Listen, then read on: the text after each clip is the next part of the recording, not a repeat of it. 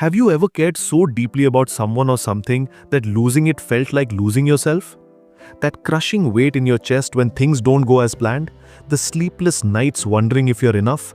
The constant anxiety about what others think of you? If this sounds familiar, you're not alone. Millions of us are trapped in this cycle. And here's the thing, it's not love that's causing this pain, it's attachment. And today we're going to explore the art of detachment, a powerful path to emotional freedom that can completely transform how you experience life. Now, before we dive in, let me clear up a massive misconception. Detachment doesn't mean becoming cold or heartless. It's not about shutting people out or becoming emotionally numb. True detachment is actually the opposite. It's about loving more freely, caring without losing yourself, and finding strength in letting go. Think of it like this. When you hold sand too tightly in your fist, it slips through your fingers. But when you hold it gently, it stays. That's the difference between attachment and detachment. So what exactly is attachment, and why does it cause so much suffering? At its core, attachment is our emotional dependency on people, things, or outcomes for our happiness and sense of self-worth. It's that voice in your head that says, I need this person to love me to feel complete, or I must succeed at this project to prove my worth.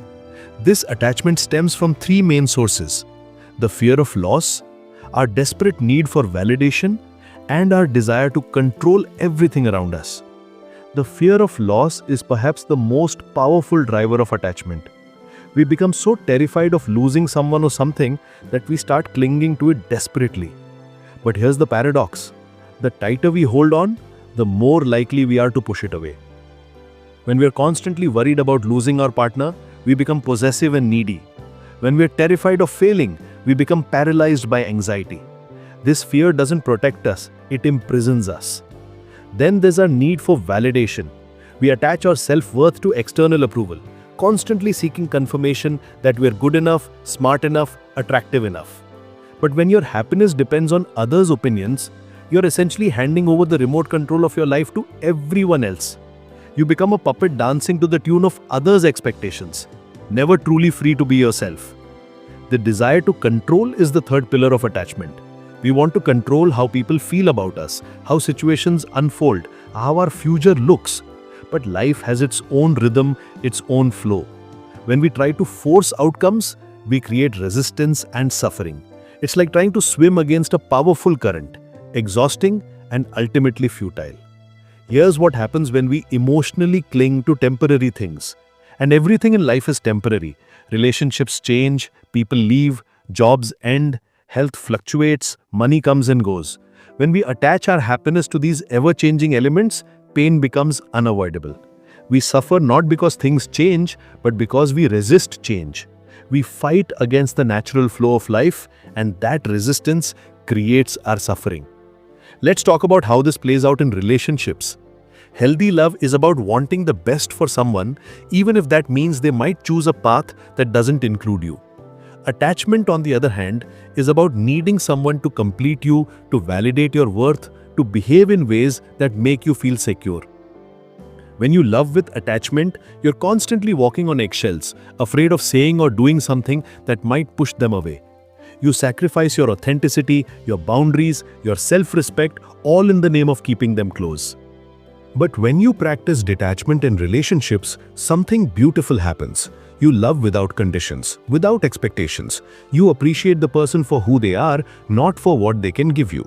You support their growth even if it means they might outgrow you. And paradoxically, this kind of love is far more attractive and sustainable than needy, clingy attachment. The same principle applies to how we handle others' opinions. If you live for approval, you will never live freely. When you attach your self-worth to what others think, you become a prisoner of their judgments. You start editing yourself, hiding parts of who you are, constantly performing to win their acceptance. But here's the truth. You can't control what others think of you, and trying to do so is a losing game. Detachment from others' opinions doesn't mean you don't care about feedback or that you become arrogant. It means you understand that your worth isn't determined by external validation. You listen to constructive criticism, you consider different perspectives, but you don't let others' opinions define you. You become internally referenced rather than externally dependent. Money and success are another area where attachment creates tremendous suffering.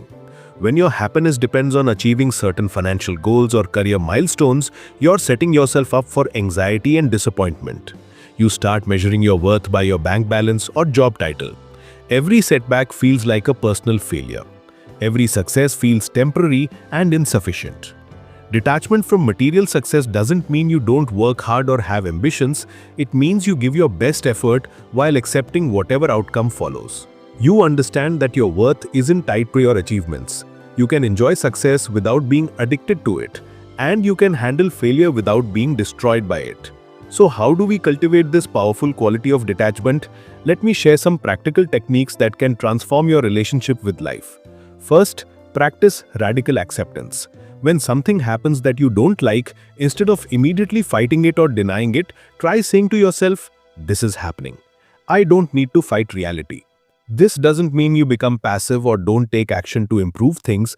It means you start from a place of acceptance rather than resistance. Second, learn to observe your emotions before reacting to them.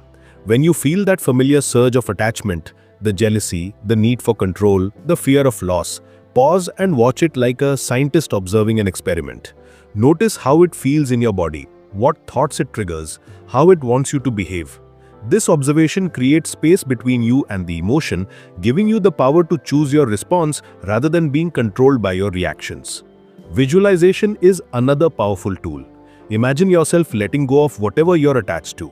See yourself releasing your grip, watching it float away like a balloon. Feel the lightness that comes with letting go. Practice this regularly and you'll find it easier to detach when real situations arise. Finally, work on reducing your ego attachment. The ego loves to identify with roles, achievements, possessions, and relationships. It says, "I am a successful person. I am someone's partner. I am wealthy." But you are not your roles or your possessions. You are the awareness behind all these temporary identities. When you remember this, detachment becomes natural. The benefits of mastering detachment are profound and life-changing. You develop emotional resilience that allows you to navigate life's ups and downs with grace.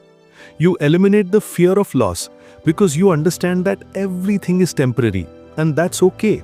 You naturally attract respect because people are drawn to those who are secure and non-needy. You find peace within yourself rather than constantly seeking it from external sources. Most importantly, you discover a deeper, more authentic way of living. When you're not constantly worried about losing things or controlling outcomes, you can be fully present in each moment. You can love more deeply because you're not afraid of getting hurt. You can take risks because you're not attached to specific results. You can be yourself because you're not dependent on others' approval. The art of detachment is ultimately about trusting life itself. It's about understanding that you are not separate from the flow of existence, but part of it. When you stop fighting the current and learn to swim with it, life becomes effortless and joyful. You realize that the one who is not afraid to lose cannot be controlled, and in that freedom, you find your true power. Remember, detachment is not a destination, but a practice. Some days you'll feel completely free, other days you'll catch yourself clinging again. That's perfectly normal and human. The key is to keep coming back to the practice, to keep choosing freedom over fear, trust over control, love over attachment. Because in the end, life flows best when you stop clinging to it. And in that flow, you'll find a peace and joy that no external circumstance can take away from you.